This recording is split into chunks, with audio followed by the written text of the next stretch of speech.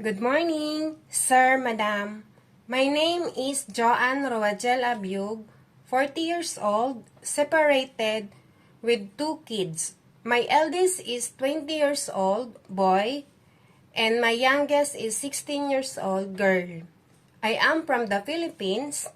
I've been working here in Hong Kong for almost 14 years with 2 families. My first employer, I've been working with them for almost 12 years, with 2 adults and 2 kids.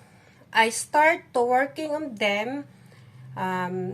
The first baby was about to be born, and I take care of them. Now they are 14 years old and 9 years old. They are all girls. My other duties: do all house chores, cooking, marketing, and others. I finished to work to them because their relocation in UK. My second employer have been working for I've been working here for 2 years with 2 adults, two kids. 9 years old boy and 3 years old girl.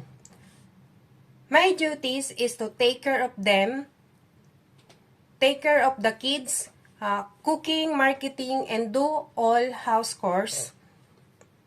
And I am looking for new employer with a long-term employer, and I am promised I will do my best to do my work well. Thank you and have a nice day.